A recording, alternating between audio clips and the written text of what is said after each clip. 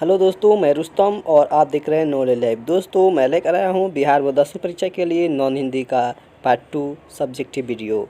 तो चलिए शुरू करते हैं दोस्तों। अब दोस्तों पार्ट 2 में हम चैप्टर शुरू करते हैं हुंड्रू का जलप्रपात। जी दोस्तों, हुंड्रू का जलप्रपात एक यात्रा वृत्तांत है जहाँ पे हम घूमने जाते हैं तो किसी घटना को लिखते हैं। और इसके राइटर है कमता प्रसाद सिंह खाम। ये VVI ऑब्जेक्टिव क्वेश्चन है। और इसका पहला प्रश्न है, हुंड्रू का झरना कैसे बना। यह क्वेश्चन बिहार बोर्ड 10वीं परीक्षा 2017 ए फर्स्ट टी में आया हुआ है। तो दोस्तों इसका उत्तर देखेंगे हम।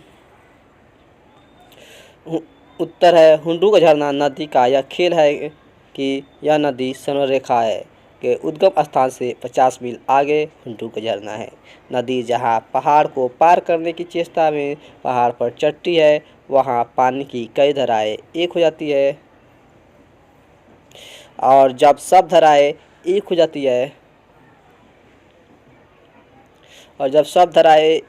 जाती है होकर पहाड़ से नीचे गिरती है, तब झरना बनती है। यही है हुंड्रू का झरना। दोस्तों इस तरह से प्रश्न 2 है, हुंड्रू के संबंध में कौन सी किंवदंती प्रचलित है। आखिर वहाँ के लोग इसके बारे में और क्या क्या घटनाएं व्यक्त करते हैं। तो दोस्तों इसका उत्तर है, किंवदंती यह है कि इस हुंड्रू से 7 मील पर कुछ लोगों ने एक और प्रपात देखा है जो इससे कई गुना बड़ा है, परंतु वहां जाने का रास्ता इतना बीहड़, घंघोर और भयंकर है कि जंगल के उस भाग में पहुंच सकना दुश्वार है। इस तरह से प्रश्न 3 है, लेखक ने झरने से कहीं ज़्यादा खूबसूरत झरने के आगे का दृश्य क्यों बताया है।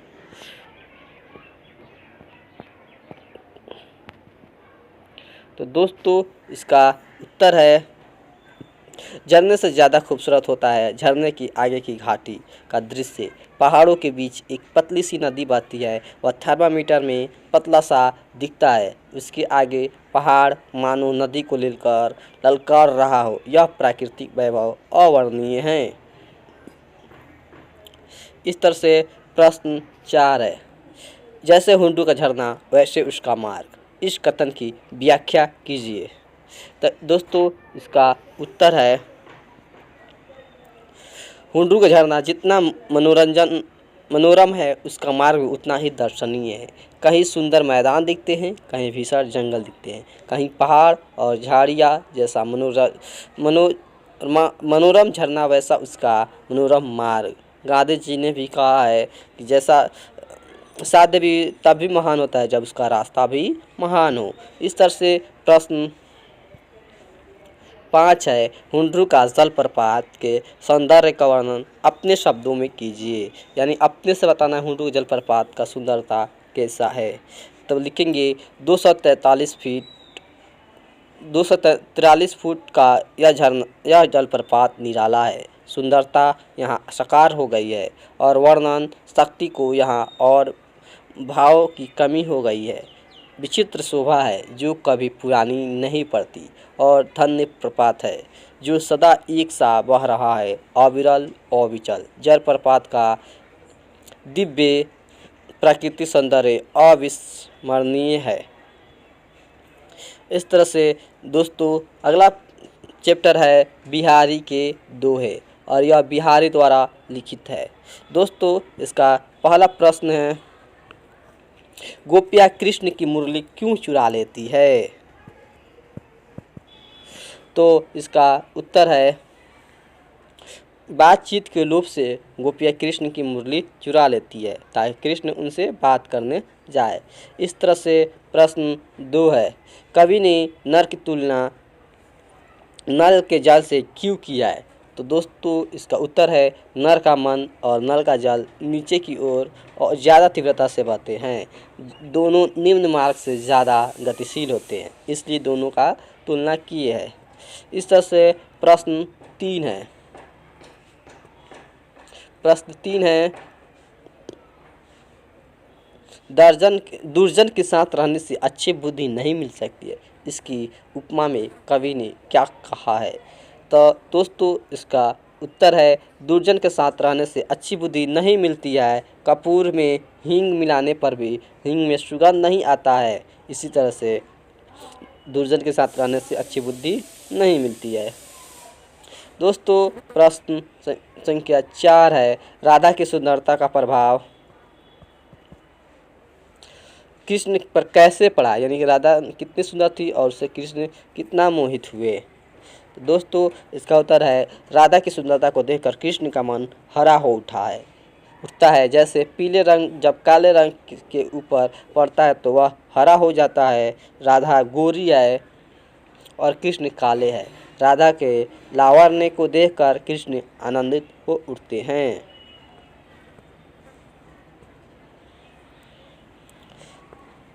प्रश्न 5 है, केवल बड़ाई पाकर कोई आदमी बड़ा नहीं होता। इसके समर्थन में बिहारी ने क्या उदाहरण दिया है। तो दोस्तों इसका उत्तर है केवल बड़ा पाकर कोई आदमी बड़ा नहीं होता। इस बड़ाई पाकर कोई आदमी बड़ा नहीं होता। इसके समर्थन में बिहारी ने धतूरे के पत्ते का उदाहरण दिया है। कवियों ने धतूरे की तुलना सोना से कर दिया, परंतु धतूरे के पत्ते से गाने नहीं गढ़े जा सकते हैं। इसी तरह से कोई आदमी बड़ाई पाकर बड़ा नहीं हो सकता। प्रश्न संख्या 6 है, बिहारी ने बाहरी आडंबर को क्यों बेकार कहा है, भाव कैसे मिलते हैं। तो इसका उत्तर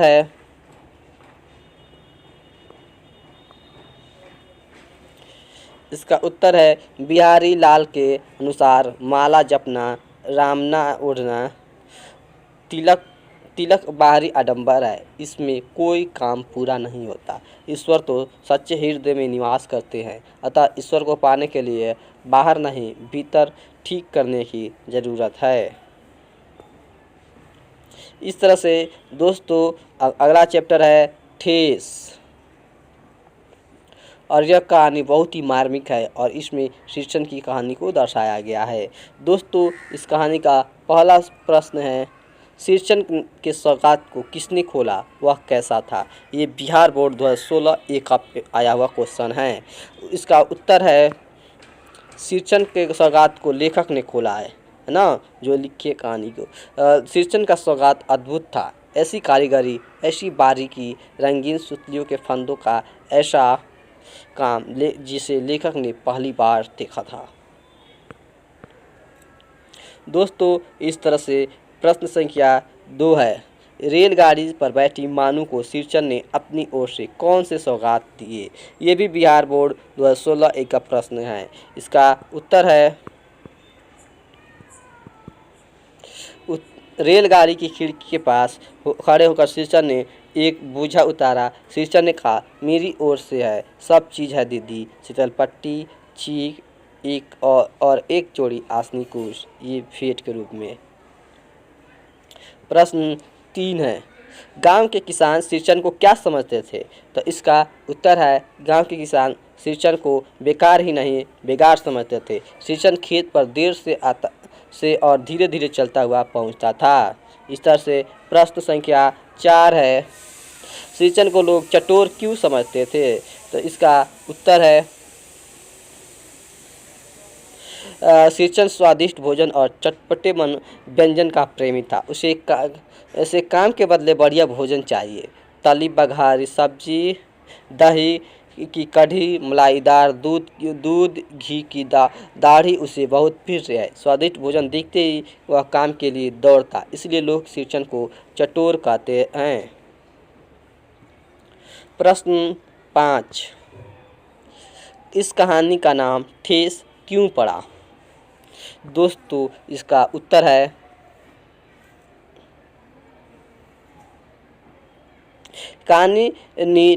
ठेस कहानी कारीगर श्रीचंद के चरित्र पर आधारित है।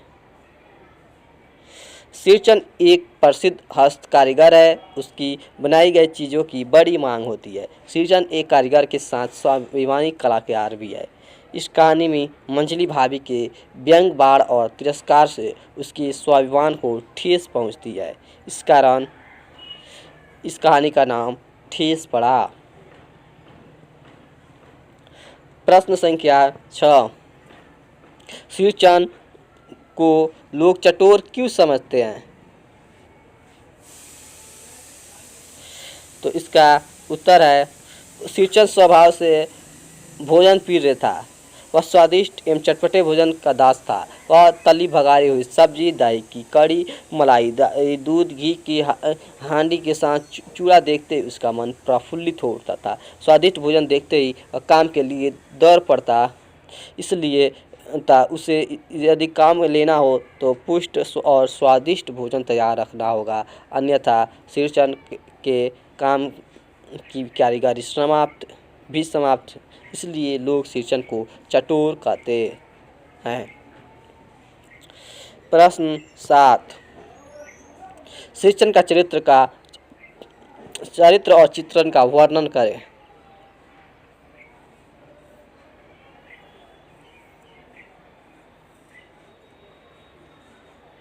तो इसका उत्तर है, सिंचन स्वाभिमानी व्यक्ति है। वह भाव का भूखा है। वह जी का चटोर अवश्य है, लेकिन किसी का अप्रिय व्यवहार बर्दाश्त नहीं करता। वह उच्च कोटि का कारीगर है। उसकी कारीगरी देख लोग दंग रह जाते हैं। उसे परिस्थितिवश मजदूरी करनी पड़ती है, किंतु इस काम में उसका मन नहीं रमता है, जिस कारण लोग उसे कामचोर कहते हैं। अतः कारीगर का जीवन जहाँ सुखमय रहा मजदूर का दुखमय हो गया। प्रश्न 8, सिंचन कामचोर था, कलाचोर नहीं, कैसे? तो इसका आंसर है, सिंचन जाति का कारीगर था। कारीगरी उसकी स्वाभाविक पेशा थी, जिसमें उसकी काफ़ी प्रसिद्धि थी। उसके द्वारा निर्मित शीतल पट्टी, चीक, आसनी देखकर लोग दंग रह जाते। कलाप्रिय होने के कारण उसका भावुक हृदय किसी की खरी खोटी सुनना पसंद नहीं करता था। मजदूरी में उसका मन नहीं रमता, जिस कारण लोग उसे कामचोर समझते।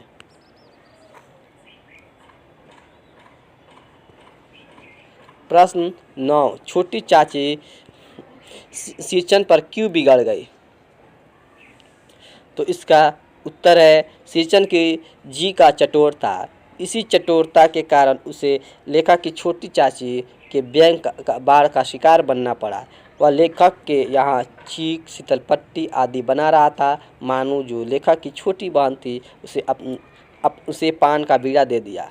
उसने पान का बीड़ा मुंह में डाला और चाची से सुगंधित जर्दे की मांग कर दी।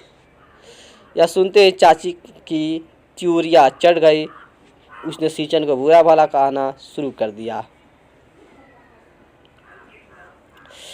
दोस्तों, इसी के साथ सिंचन चैप्टर समाप्त हुआ और अगला चैप्टर है बच्चे की दुआ। यह एक प्रार्थना कविता है और उसके कवि है मोहम्मद इकबाल, है ना। मोहम्मद इकबाल, ये एक कविता है और इस कवि है मोहम्मद इकबाल। दोस्तों, इसका पहला प्रश्न है, बच्चे की दुआ क्या संदेश है ना। तो इसका उत्तर है, बच्चे की दुआ दरअसल एक प्रार्थना गीत है ना। इस गीत के माध्यम से जगत को यह संदेश दिया गया है कि वंचितों, दर्दमंदों की हिफाजत करना ही खुदा का पैगाम है। हमें अच्छे रास्ते पर चलते हुए सबको भलाई का संदेश दिया गया है। प्रश्न 2, बच्चे की दुआ कविता में कवि ने ईश्वर से क्या प्रार्थना की है? तो दोस्तों, इसका उत्तर है, बच्चे की दुआ कविता में कवि ने ईश्वर से प्रार्थना की है कि हम अपने दम से दुनिया के अंधकार को मिटा सके, हमारे दम से वतन की सुंदरता बढ़े, हम गरीबों की हिफाजत कर सके और ज़रूरतमंद बुजुर्गों की सेवा कर सके। इस तरह से प्रश्न 3 है, आपको यदि अल्लाह ईश्वर से कुछ मांगने की ज़रूरत हो तो आप क्या मांगेंगे? ये बिहार बोर्ड 2017 सेकेंड सीटिंग का आया हुआ क्वेश्चन है। दोस्तों, इसका आंसर है,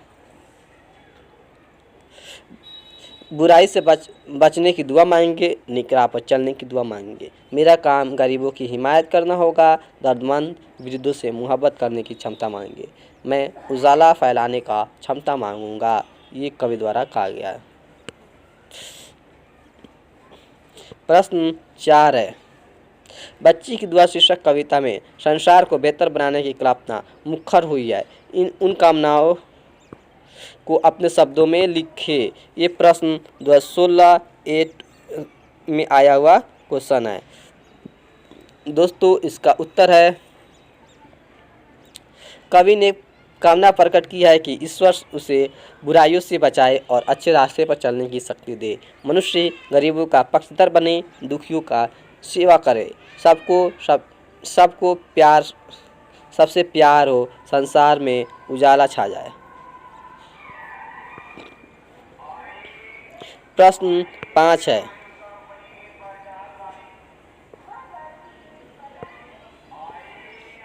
है, कवि ईश्वर से क्या याचना करता है? दोस्तों इसका आंसर है, कवि ईश्वर से याचना करता है कि वह उसे बुराइयों से बचाए और अच्छे रास्ते पर चलने की शक्ति दे।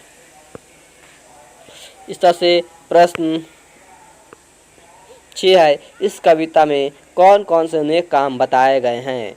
तो इसका उत्तर है, गरीबों की भलाई करना, ज़रूरतमंदों बूढ़ों की सेवा करना और इंसानियत की रक्षा करते हुए नेक रास्ते पर चलना। यही हमारा कर्तव्य होना चाहिए, यही जीवन के अच्छे कार्य है। दोस्तों अगला चैप्टर है अशोक का शस्त्र त्याग। यह एक एकांकी है। अशोक का शस्त्र त्याग यह एक एकांकी है और इसके लिखने वाले हैं वंशीधर श्रीवास्तव। ये VBI ऑब्जेक्टिव में आता है। दोस्तों इसका पहला प्रश्न है, अशोक का शस्त्र त्याग एकांकी से हमें क्या संदेश मिलता है? तो दोस्तों इसका उत्तर है, अशोक का शस्त्र त्याग एकांकी से हमें यह शिक्षा मिलती है कि देश की रक्षा परम धर्म है। आत्म बलिदान हमारा कर्तव्य है। आत्म बलिदान के लिए स्त्रियों अथवा पुरुषों का सम्मान अधिकार है। इस तरह से प्रश्न 2 है, कलिंग के युद्ध के बाद अशोक में क्या परिवर्तन आया? तो दोस्तों इसका उत्तर है, कलिंग के युद्ध के बाद कलिंग के भीषण नरसंहार के बाद अशोक में बहुत बड़ा बदलाव आया। वह युद्ध के मैदान में खूनी तलवार फेंक देता है और युद्ध न करने का संकल्प लेता है। वह बौद्ध भिक्षुओं के शरण में जाता है और अहिंसा मार्ग अपनाते हुए बौद्ध धर्म को स्वीकार करता है। प्रश्न 3 है, अशोक का मन युद्ध से कैसे बदला? दोस्तों ये बिहार बोर्ड 2017 सेकेंड सिटिंग का क्वेश्चन है। तो इसका उत्तर है, इसका थोड़ा उत्तर बड़ा है। इसका उत्तर है कि कलिंग के महाराज के मारे जाने और उनके सेनापति के बंदी हो जाने के बाद युद्ध का नेतृत्व करने महाराज की कन्या पद्मा आती है। अशोक अपने सामने स्त्रियों की सेना देखकर हथियार फेंक देते हैं। पद्मा युद्ध के लिए ललकारती है तो अशोक कहते हैं, शास्त्र स्त्रियों को से युद्ध करने की इजाज़त नहीं देता। पद्मा कहती है, क्या शास्त्र की आज्ञा है कि तुम अपराधियों की हत्या करो? अशोक सिर झुका लेते हैं और लाखों प्राणियों की हत्या में उनका मन पिघल जाता है और मन ही मन कभी युद्ध न करने का निर्णय ले लेते हैं। प्रश्न 4 है, पद्मा कौन थी? वह क्या चाहती थी? दोस्तों इसका उत्तर है, पद्मा कलिंग महाराज की कन्या थी। वह कलिंग के हत्यारे अशोक की सेना से लड़ना चाहती थी। पद्मा चाहती थी अशोक की सेना उसकी जन्मभूमि को पद दलित न कर सके। वह अपने देश के लिए मर मिटना चाहती थी। इस तरह से प्रश्न 5 है, पद्मा के ललकारने पर भी अशोक ने युद्ध करना स्वीकार क्यों नहीं किया? यह बिहार बोर्ड 2014 में आया हुआ क्वेश्चन है। तो दोस्तों इसका उत्तर है, पद्मा के ललकारने पर भी अशोक ने युद्ध करना इसलिए अस्वीकार किया क्योंकि वह स्त्रियों का वध नहीं करना चाहते थे। प्रश्न 6, पद्मा के चरित्र की 3 विशेषताएं लिखिए है। तो दोस्तों इसका उत्तर में क है पद्मा कलिंग महाराज की कन्या है। ये बहुत बड़ी विशेषता है कि वह राजकुमारी है। प्रश्न 2 2 नंबर विशेषता है कि उसमें वीरता, साहस और देशभक्ति है। और 3 नंबर है वह युद्ध नीति और मर्यादा के साथ करती है ना। वह युद्ध हमेशा नीति और मर्यादा के अंत में रहकर करती है। इसी तरह से प्रश्न 7 है अस्त्र और शस्त्र के अंतर को लिखिए। तो दोस्तों इसका उत्तर बहुत ही साधारण है। अस्त्र के मतलब भी हथियार होता है, जो हथियार फेंक कर चलाए जाने वाला होता है, जैसे बाण। इसी तरह से शस्त्र का मतलब भी हथियार होता है, मगर हाथ में रखकर प्रयोग में लाया जाने वाला हथियार है, जैसे तलवार। दोस्तों इस तरह से अगला चैप्टर है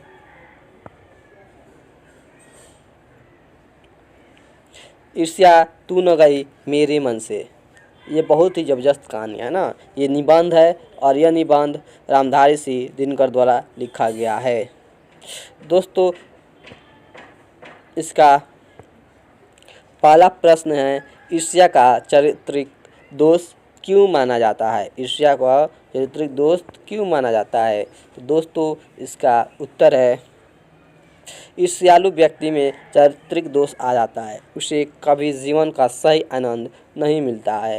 हृदय में ईर्ष्या उत्पन्न होते ही सामने का सूर्य उसे मध्यम सा दिखता है। ईर्ष्यालु आदमी प्राकृतिक से आनंद नहीं उठाता है,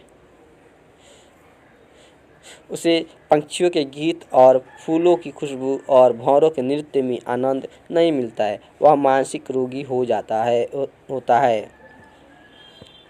इस तरह से प्रश्न 2 है ईर्ष्या की कौन कौन सहेलियाँ है ना। ईर्ष्या की कौन सी सहेलियाँ है। तो दोस्तों इसका उत्तर है निंदा, जलन, डाह, अवसाद, उदासीनता ईर्ष्या की सहेलियाँ है। ईर्ष्यालु व्यक्ति में मानसिक संयम और अनुशासन का अभाव होता है। इस तरह से प्रश्न 3 है ईर्ष्या की बेटी किसे और क्यों कहा जाता है। तो इसका उत्तर है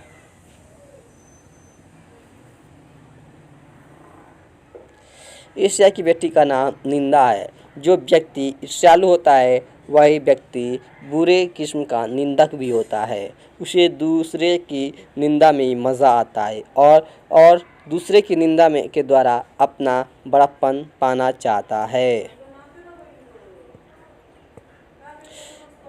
इस तरह से प्रश्न 4 है ईर्ष्यालु से बचने का क्या उपाय है। ये बिहार बोर्ड 2017 ए सेकेंड सिटिंग का क्वेश्चन है दोस्तों। और इसका उत्तर है ईर्ष्यालु से बचना मानसिक अनुशासन है। ईर्ष्यालु व्यक्ति की दूसरे के बारे में फालतू बातें छोड़ने की आदत डालनी चाहिए। उसे ईर्ष्या छोड़कर रचनात्मक कार्य करना चाहिए। इस तरह से प्रश्न 5 है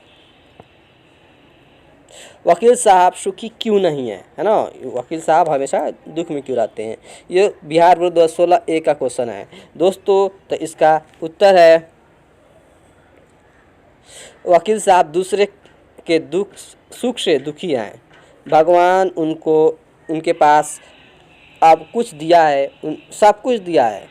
उनके पास खाने पीने की सभी चीज़ें हैं। उनका परिवार बाल बच्चों से भरा। उनकी पत्नी सुशील और मृदुभाषिणी है। वे अपने बगल के पड़ोसी बीमा एजेंट के वैभव देखकर दुखी हैं।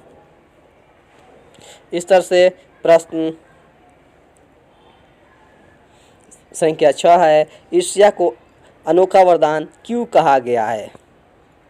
तो इसका उत्तर है ईर्ष्या को अनोखा वरदान इसलिए कहा गया है कि जिस मनुष्य में ईर्ष्या घर बना लेती है वह उन चीज़ों से आनंद नहीं उठाता जो उसके पास मौजूद है, बल्कि उन वस्तुओं से दुख उठाता है जो दूसरों के पास है। उसके मन में अपनी वस्तु से संतोष नहीं होता, प्राय वस्तुओं से डाह होती है, जलन होती है। दोस्तों आज के लिए इतना ही। अब देखेंगे अगले पार्ट में। दोस्तों इसका पहला पार्ट डिस्क्रिप्शन में मिल जाएगा। तब तक के लिए शुक्रिया।